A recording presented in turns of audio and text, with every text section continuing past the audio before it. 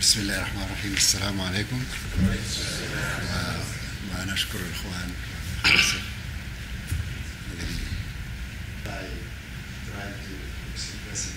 So I will try يعني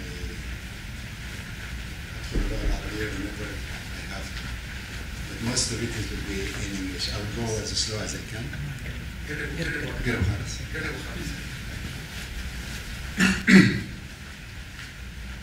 And I'll try to make it as عندنا ساعة كده إن شاء الله. أنا بس I'm going to say a couple of words about I guess myself. Recently I have been involved more and more in consulting work, and I've been doing a lot of traveling, and inshallah next time I come to Saudi بكون معايا كتاب. and I have been working on this book for some time about tall buildings, وإن شاء الله يعني the publisher is in China, and hopefully next year the book will be out. Bring it to you guys. دائما من الصعب الإنسان it's very difficult to speak about tall buildings for one reason, maybe for many reasons, but one important one, there is so many things to talk about. And I try to speak about tall buildings from two aspects. One, just to give you information, hopefully honest information. And the other part is, and the other reason I would like always to try to add the educational component of it, للطلاب يعني, so that at least we can realize what is happening. This is just to show the world tallest building in the world today.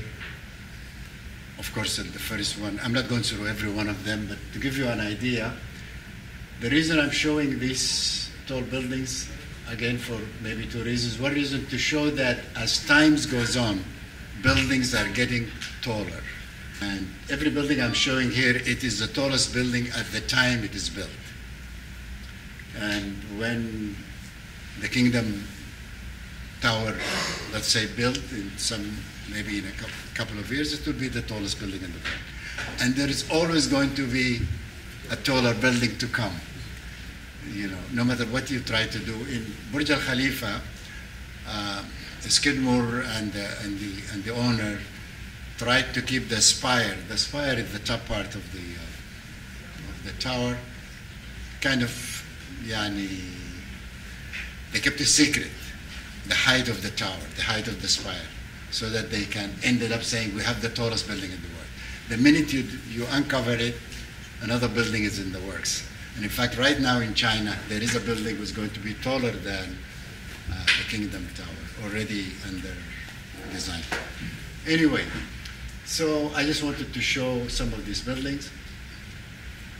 One of them is, we have been involved in a couple of them. Next slide. This is a slide I plotted, you know, myself to my class. I teach a course also in structure of tall buildings. You see the curve is always going up, then it comes down if there is a crisis. September 11 was one of them. The economic crash, 2008 is one of them. Way back, 1933, there was one of them. But then, and I remember after September 11, a lot of people come to me and ask me, are we going to still to build other tall buildings? And I said, maybe for the time being, no. But eventually it's going to happen, and it will happen sooner than you think, and this is what happened.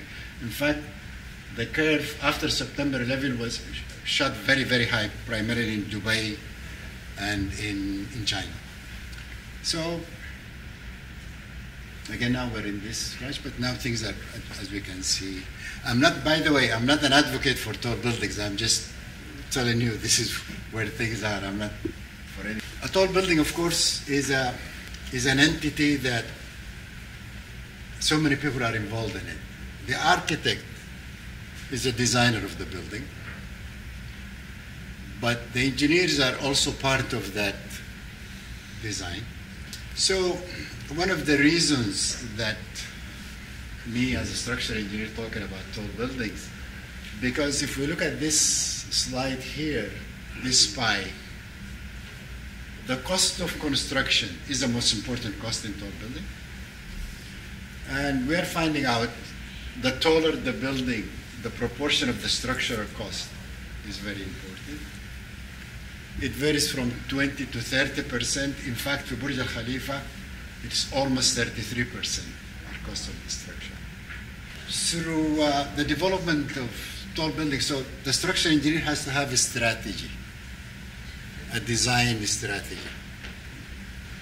And the objective of the design strategy is twofold. One is to have a structure, what we call efficient structure. And the second strategy is the structure to be constructible, to shorten the time of construction. Those are the two things that define structural efficiency. Because time is money, is one part, and structural system has to recognize the importance of this. Through this lecture, we're going to see, anyway, this is very important. So it's one of the most important themes of this lecture is the importance of the interaction of structure and architecture. And hopefully, by the end of this lecture, we will. How many architects are here? Everybody is. How about engineers? I hope there are some engineers. Every time I give a lecture, 80% are architects, maybe 90%. So I'm not going to go in details, but structural engineers develop what they call a structural system. And the reason for the system basically is a design strategy to reduce the weight of the structure and to minimize the time of construction. Next slide. And I'm not going to go through steel, concrete at this point. My time, I'm working on those charts to show that. So how do we measure efficiency of structure? I'll just give you an idea. Steel buildings, we measure them by what is the weight of the structure. So we use a unit number. In this case, we use pounds per square foot.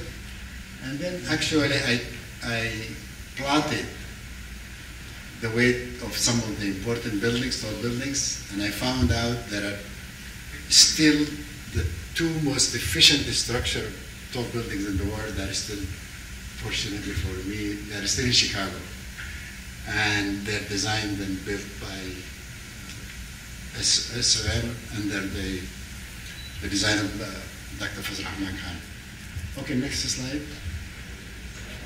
This is one of the buildings, and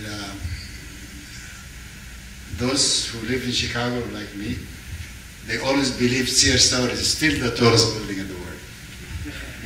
It is true. It is the tallest office building in the world. It still is.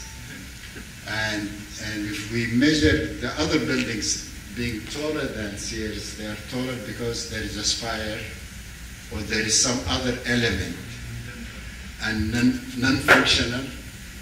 The reason I show, anytime I talk about tall buildings, I talk about Sears Tower and John Hancock building.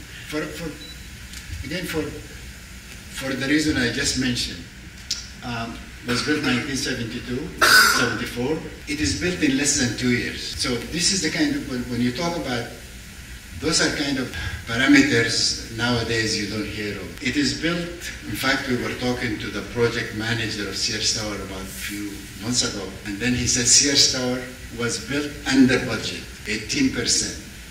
They had a budget, and the budget was, I think it was less than 160 million or so. And they ended up building it by 18% less. Now we know every tall building nowadays is built, there is what you call overrun, sometimes twice as much.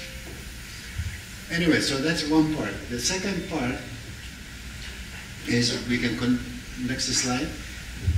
This is actually my slide when I joined SOM as a young engineer, and Dr. Fazl Khan said, can you just make some calculation and figure out if it compared to what we have done. And then, sure enough, I did, and I did this calculation, and I found out the structural system can actually be summarized in one page, just like this one. I don't think nowadays you can summarize the structure in a very simple diagram like this. Again, I will not bore you, I will not go through what the structure system means, but this concept, and I also wanted to say, I'm a professor in the Illinois Institute of Technology, and one of the College of Architecture. And one of the wonderful things about that college, most of these ideas have been developed by a student thesis. And this is something very unique, and we think that our college probably not the best, I don't like the word best or worse or something, but it is definitely a very unique place. We think of it as a workshop.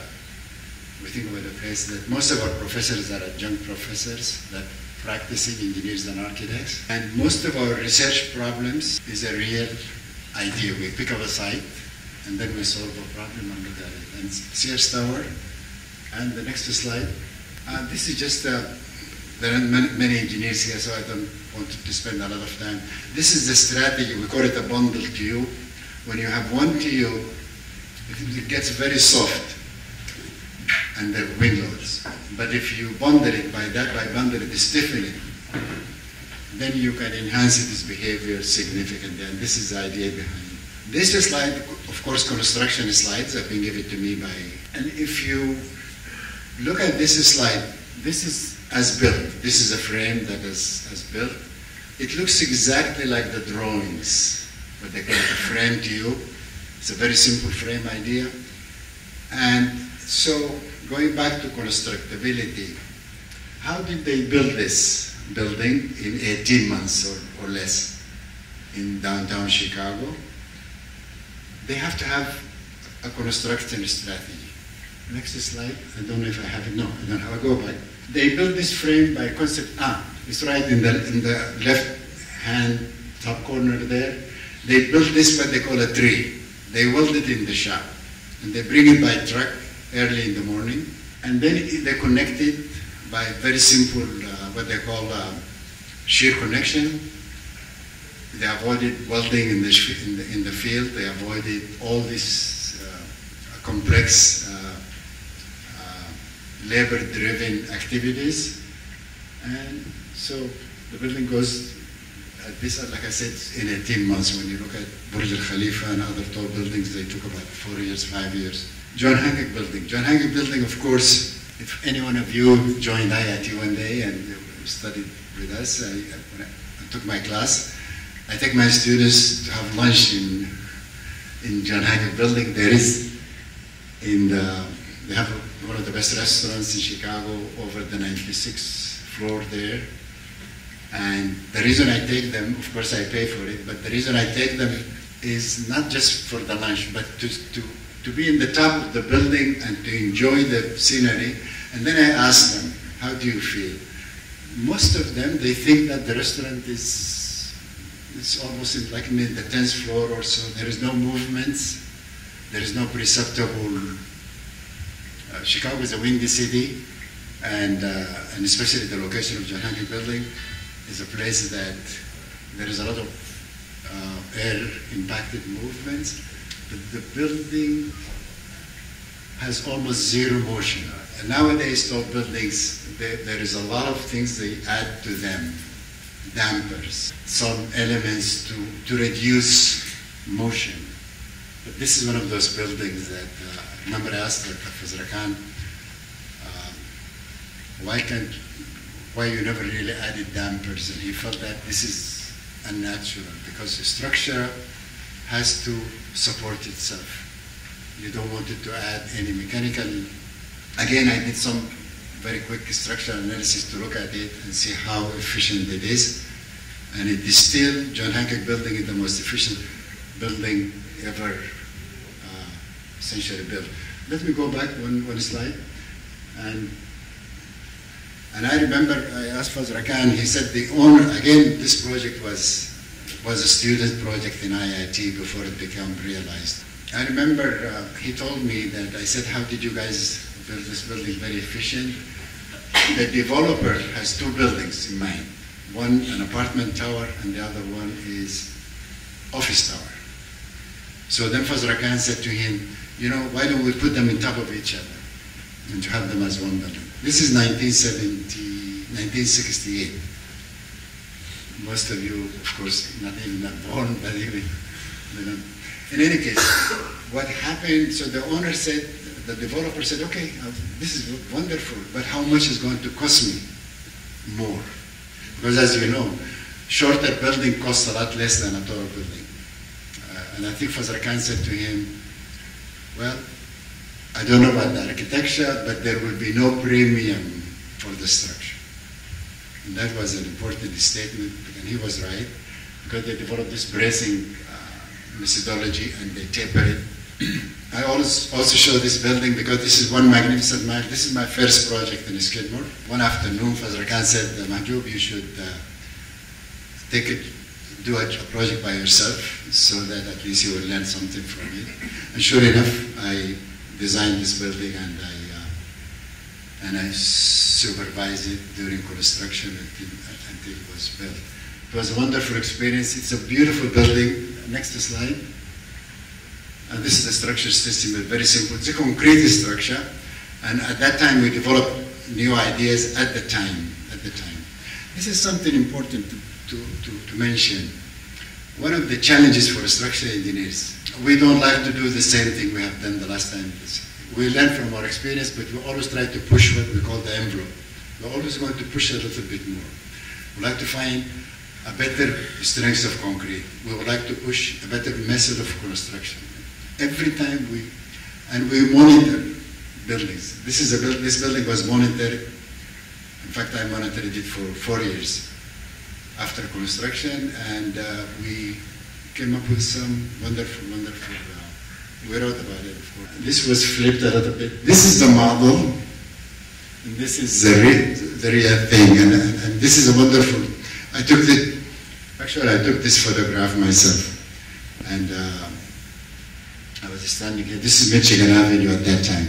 Michigan, there is echo or something, no? Michigan Avenue now is, this is another building that I did right after that one. I'm not going to spend time on it, but it's a new idea. This is a concrete structure, braced structure. This is the first braced concrete structure, because usually braced structures are steel. But this is an idea, and we did a lot of testing also for it. So I'm just going to go through some examples of buildings. This one, again, SOM, of course, this building is built. Jim Mao is, this is the big, real tall buildings in China. This is actually the first one in Shanghai of that kind of height. It's a mixed-use building. And I'm just showing the construction slide because it's important to see, to give you some realization. It doesn't have anything special to talk about, but just to say it was the tallest building at the time. This is the one in Taipei. And so looking back into John Hancock Building and Sears Tower, the form, the architecture, the interaction between structure and architecture, and the driving forces behind the design is to create an efficient, beautiful architectural structure that is constructible and at the same time functional, and at the same time, because most of tall buildings, they are respected. Now this building, we start seeing some other features, some other architectural parameters. The architect is from Hong Kong. He was driven with this idea of the 8 blocks. This is Chinese. And so what's happening?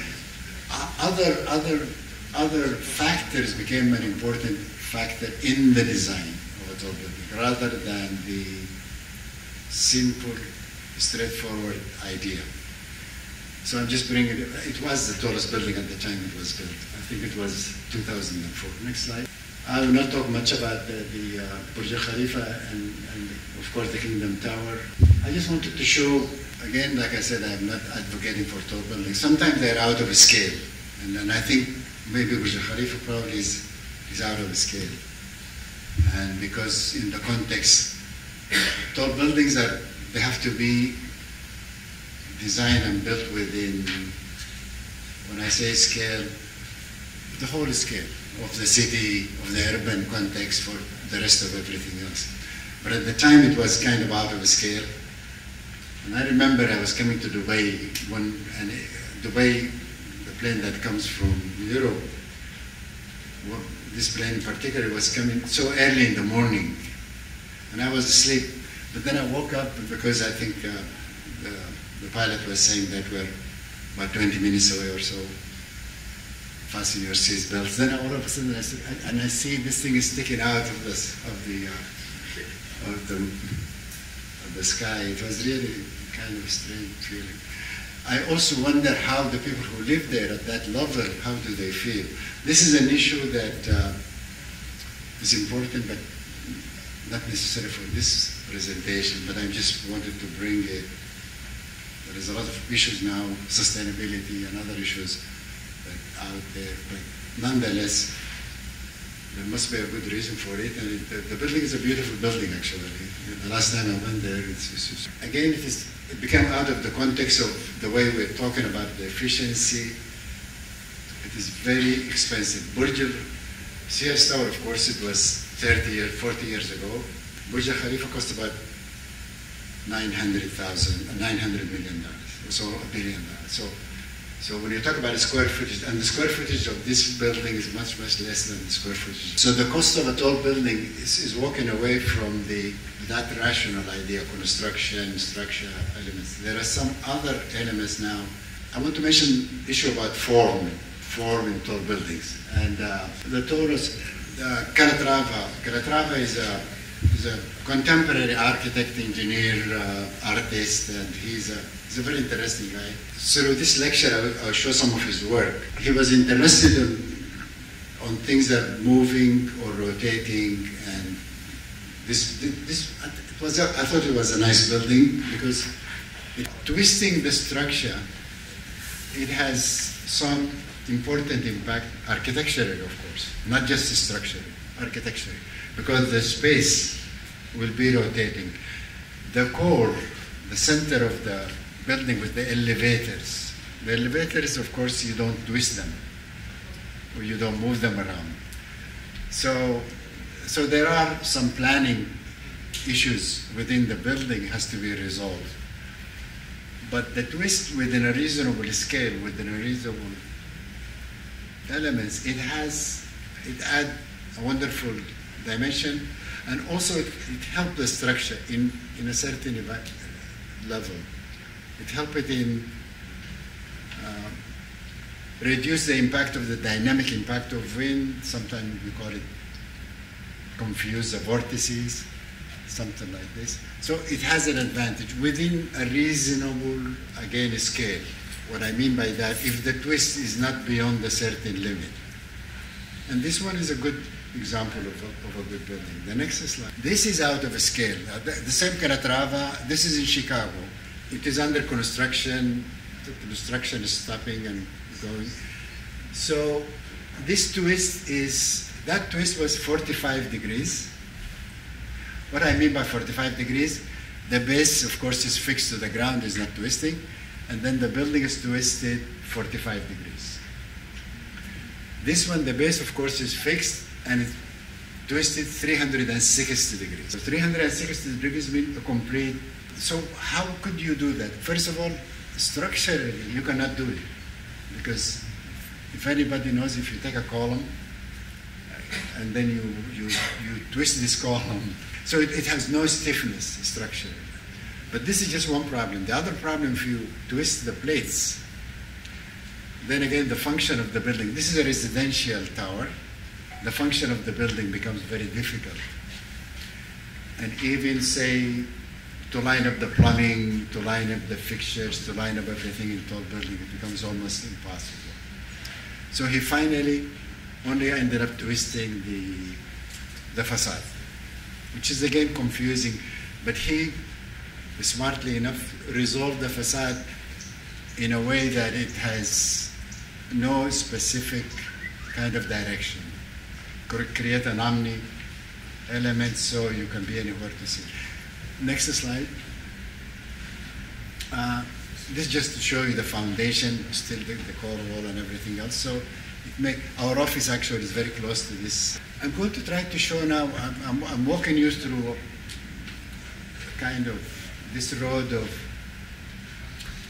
architecture as time is going on is becoming a little bit, there is some other factors become more important to the architect than they wouldn't see these buildings as a building, as a tall building.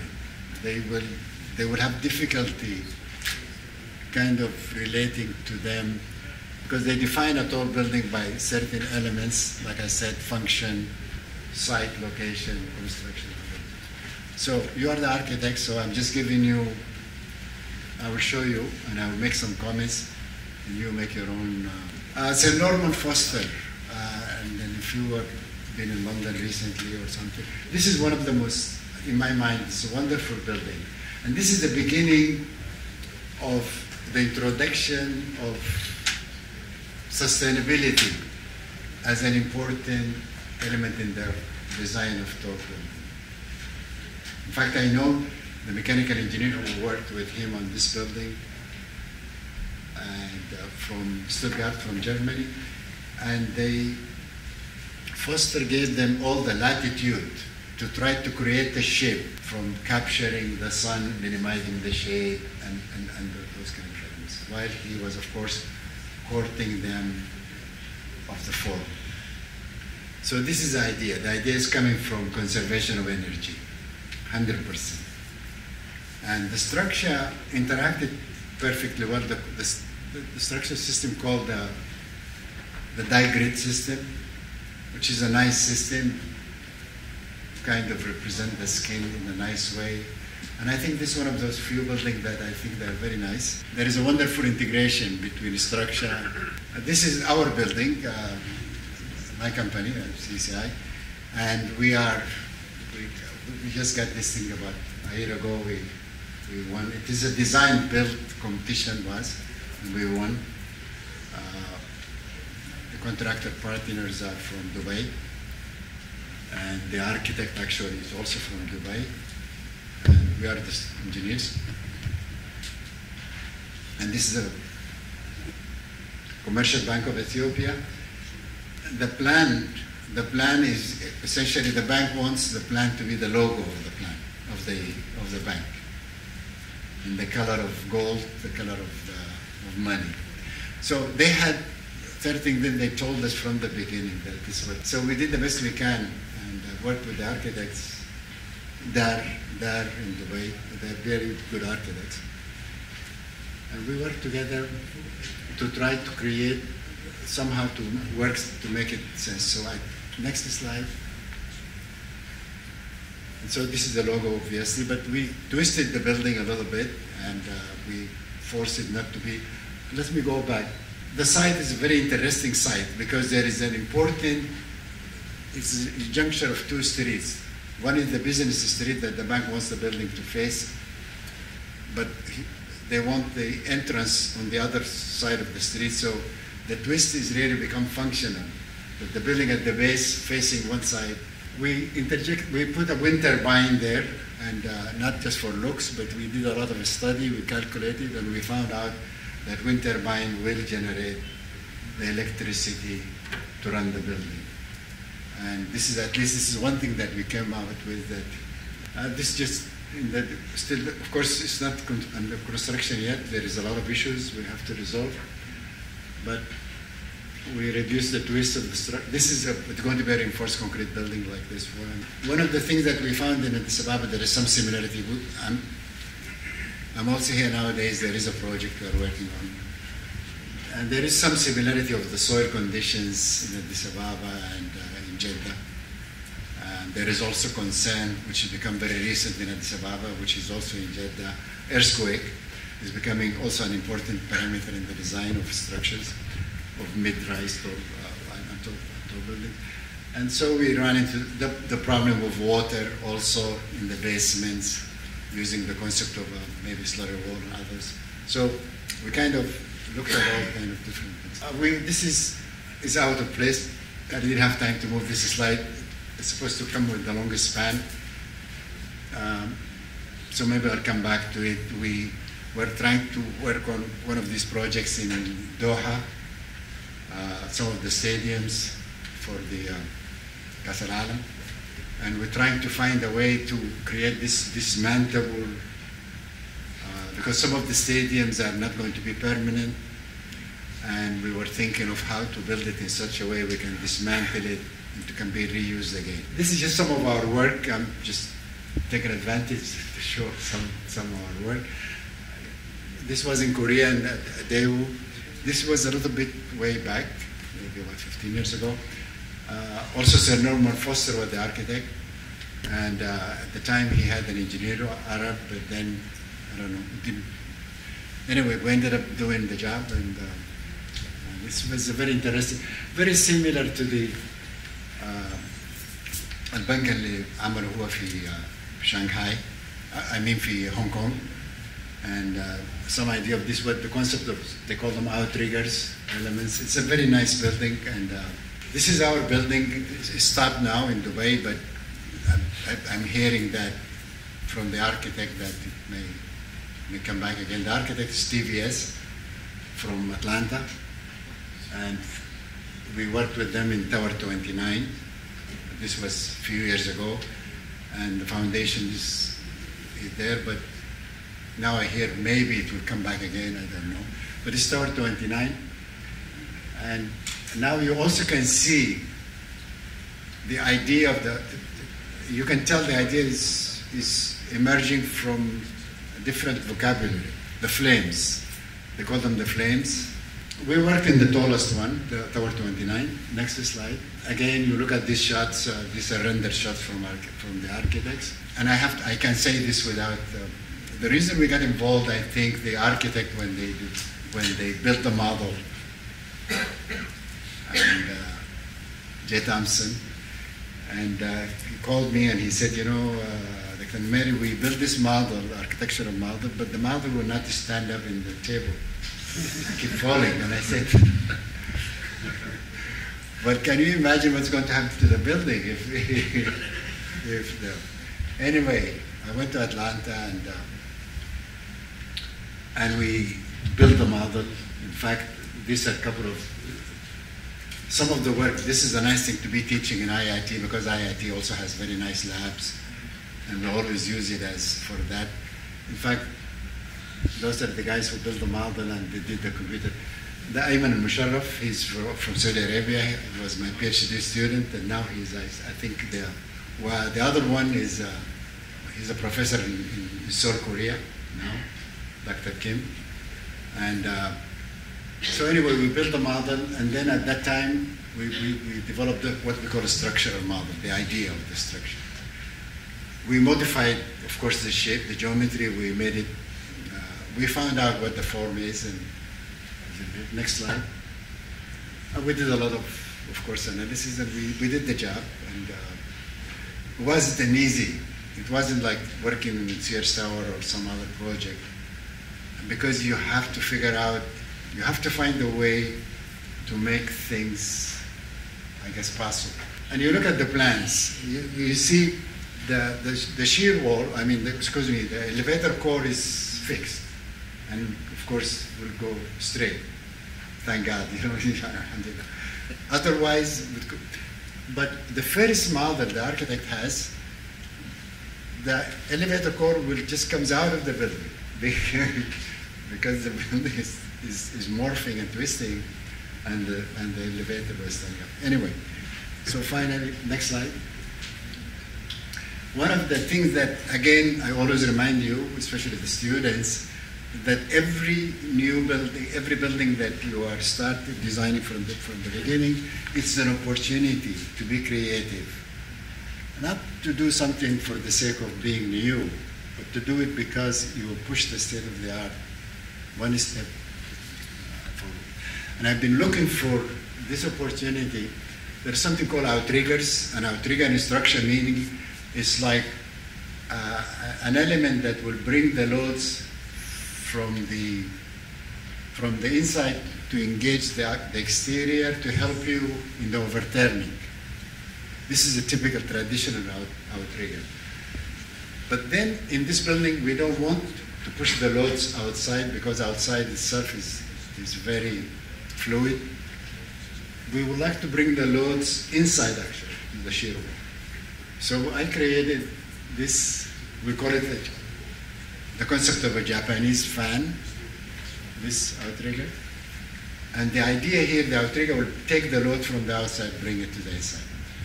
And we tested it, and hopefully if the building is built, ever built, this will be the first outrigger. I was calling them crazy ideas. I know Fisher. He's a well-known architect. Actually, he teaches in Milwaukee, and he's originally from Italy. But he had this passion of this idea that every floor will rotate independently. This is okay if you have a toy, maybe, or something, but this is out of scale. How could you move a floor realistically? All these other floors on top of it, and I don't know. So, but finally he found a developer in Dubai. No, but fortunately but these are, like I said, this kind of vocabulary is way outside the traditional vocabulary of architecture of tall buildings, but it's becoming part of, in fact, I was reading a few weeks ago, a friend, an architect in Venice, and he was sending me this article that there is a new tower is going to be in Venice, and designed by Calvin Klein. I said, Calvin Klein, how could he design a tall building? Well, he has an associate architect, of course, to sign for him, but just the idea, they call it the fashion tower. So the idea is that a non-architect or to design a tall building is now it's become the norm rather than, and so on. And I began to, I'm showing some of these buildings. Some of them, I was in China 6 months ago. And there are buildings in China now, some of them. Next slide. You know, so there is possibility of something like this. As long as you can make it, this one is very difficult, like Joshua Price said, it's very difficult to teach this kind of architecture. So a professor, an architect in our school, sometimes we say, I don't know how can you teach this kind of architecture. So I told him maybe you just don't call it architecture, then you don't have to teach it. Okay, next slide. Some of the research work in IIT, we do a lot of research in tall buildings. Like I said, through the master program, or through the PhD program, or through other programs, or sometimes through research funding. And we do a lot of research. And all our research is what we call applied research, that we look at the real problem and we try to work it out through a thesis of the student. And then, fortunately for us, almost every problem we resolved got somehow built or designed in the real situation. So I think I have to cut that, talking about tall building. I want to talk a little bit about longest span. Those slides are not in order, but so just forgive me for this. But one of my passion and my work in bridges also, and I realized for some time that there is connection between buildings and bridges, and the common factor, obviously, there are so many common denominator, but one of them is aesthetics, because the bridge is serving people and architecture is supposed to serve people to make their life better, to make their environment better, and so are bridges. Anyway, I just wanted to make this link. The bridge is supposed to be at the end, but somehow ended up being here. I teach a class also on this aesthetics of bridges. The one to the left is one of the oldest bridges, stone bridges, and very famous bridge engineer. Most bridges, actually all bridges, are designed by engineers. Some engineers will ask the help of the architect in some issues, but 99% of the bridges are designed by him. But embedded in their design is the aesthetic idea. You can value engineering and aesthetics when you go to a city and the bridges kind of tell you if that city appreciate this kind of aesthetics or art. If you go to Illinois, the bridges are really ugly. Or you go to South Korea, for example. The first time I went to South Korea, I had this professor with me. And we looked at these bridges, they look terrible. I'm so glad Myron Goldsmith is not here, because if he was here, he would have heart attack. This is one of the famous bridge engineers. Anyway, this group of bridges, this is one bridge. It's a curved situation, and this is the bridge.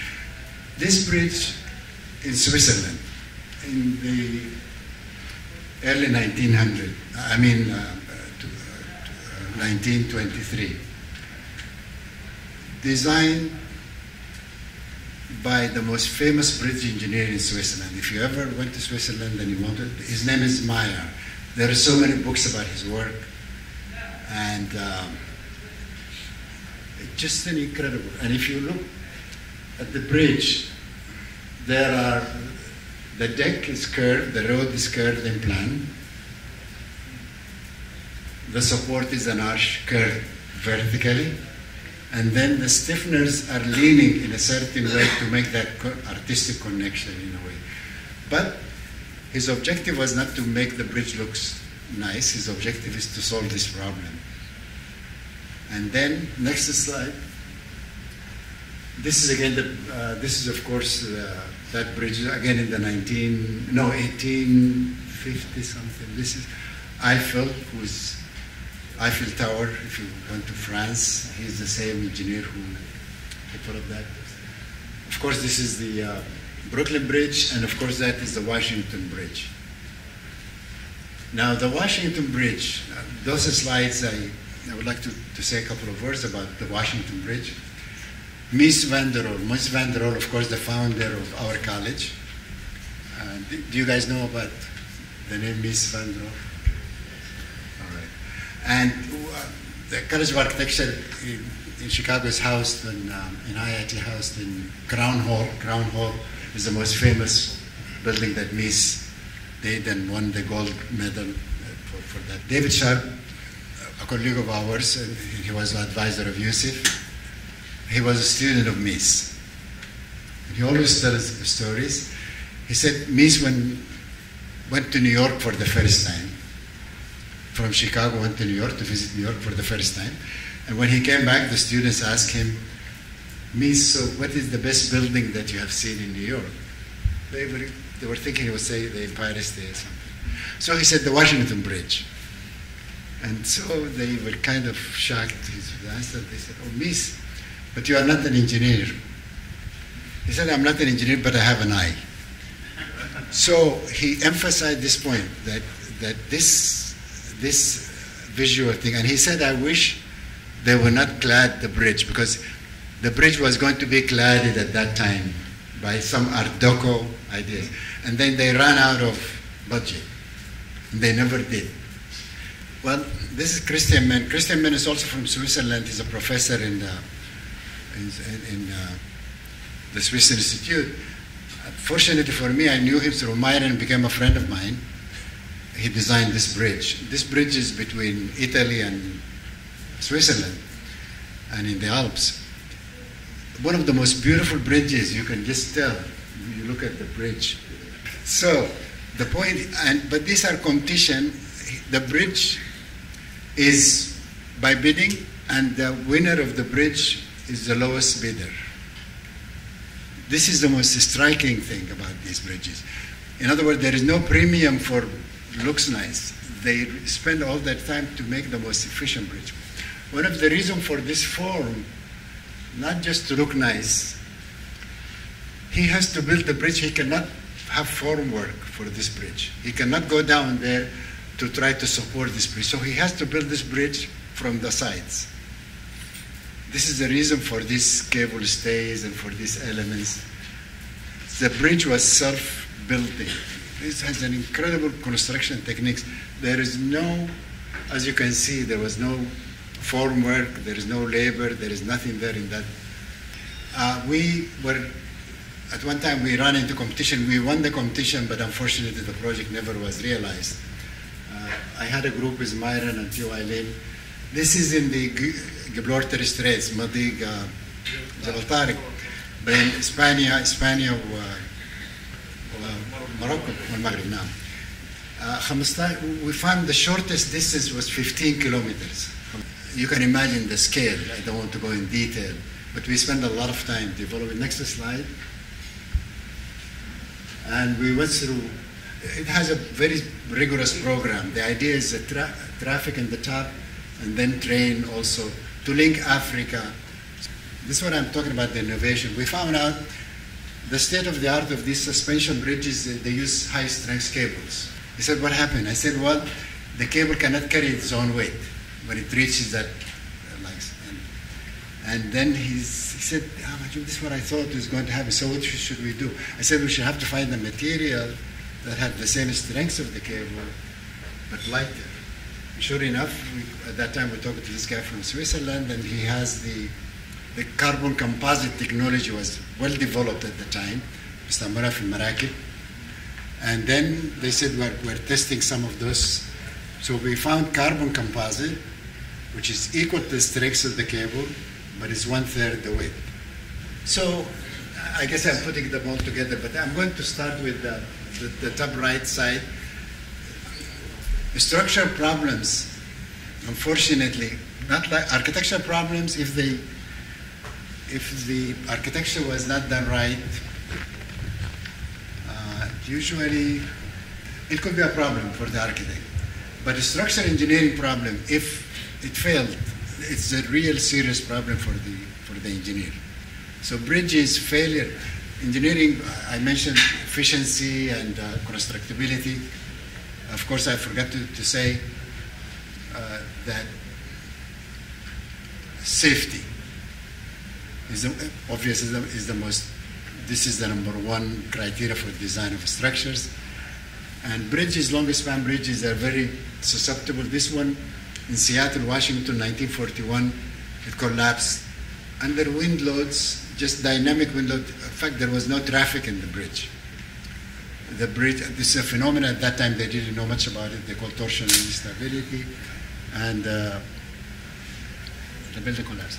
Now I'm just showing those three bridges are Calatrava, and you can see now the bridge is no longer that vocabulary of a bridge. The bridge is supposed to carry somebody from one place to another, take the car from this. But Calatrava now, he designed and built maybe over 42 bridges.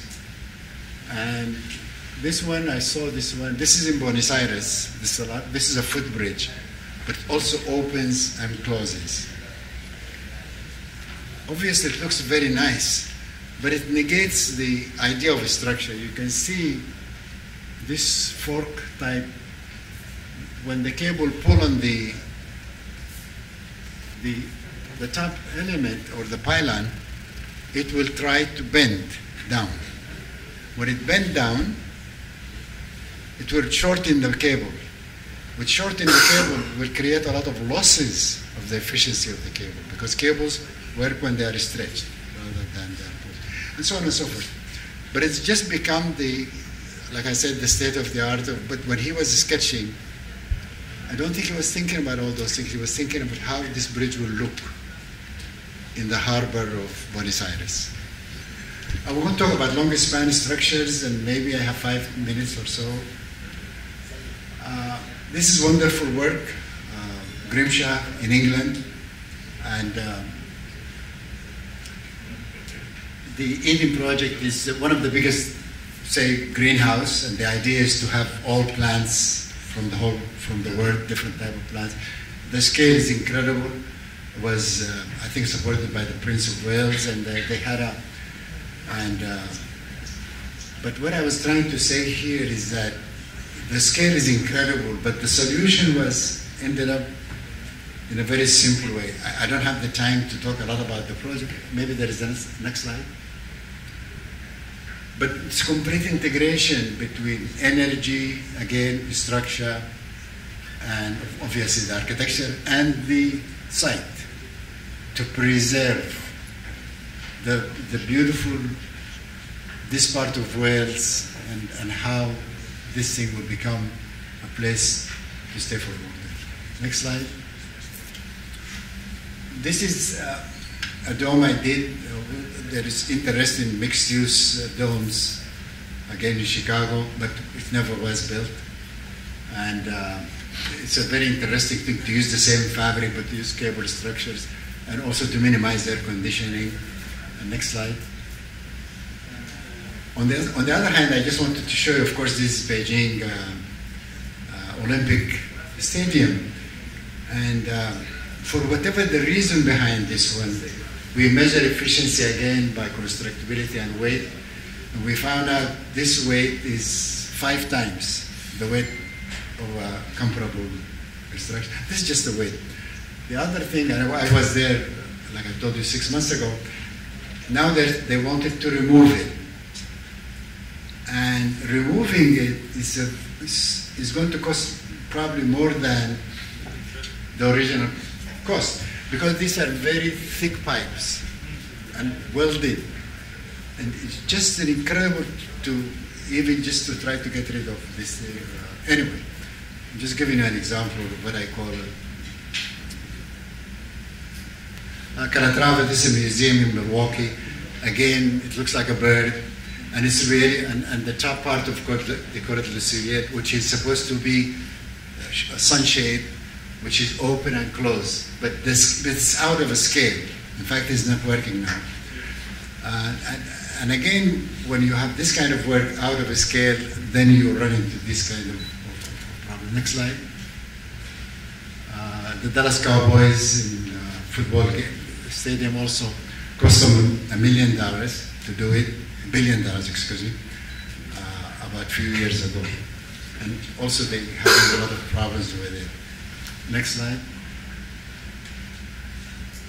This is an idea we had. We tested it in the school, and we have a wonderful student who worked with us to cover 2 stadiums by 1 roof. And this roof, the form of the roof, we don't have any structural steel on this roof, only very light deck formed in a certain structural way that can cover the stadium. This is 250 meter span. Next slide. This is the last slide, and I'm not going to do it justice, because this is the work of Yusuf Hijazi, and I had the pleasure to work with him as a structural engineer to help him, of course. But all the ideas are his, and this is, of course, the ideas emerging from his passion to find a solution في الوادي منى. يعني we did a model, not a model, actually a prototype. We tested in Stuttgart, and the whole concept here is, again, we don't have the time, or maybe I'm not even the right person to talk about it, but I will venture to say we built it by aluminum, and the choice of the material, why will you build it with aluminum? To think about it, you want a very light material, but you want the material, why light? Because you want to transport it. Why? And then you want the material that react well to this humid and hot weather, and so on and so forth. There is a lot of thinking went through this idea. We found these guys, contractors in fabricators in Stuttgart. They were really wonderful. Another thing, you want to make sure, because you wanted to mount it in the, to put it in the على سفح الجبل, you want to fold it and unfold it as quickly as possible. And 12 minutes or 24 minutes? 1 minute. 1 minute. 1 minute. See, I'm glad you see this here. So 1 minute. In fact, it's just 1 minute. And then, of course, we shipped them and we brought them to Jeddah. And 1984. And when you put 2 of them back to back, and of course the architecture was built in the model, the partition, the hammamat and everything else. And when you unfold it and you connected it, it is functional. In fact, we walked there, the mayor and the Wazir al-Hajj and everything was just wonderful. On that note, this is the end of my presentation. I want to ask you.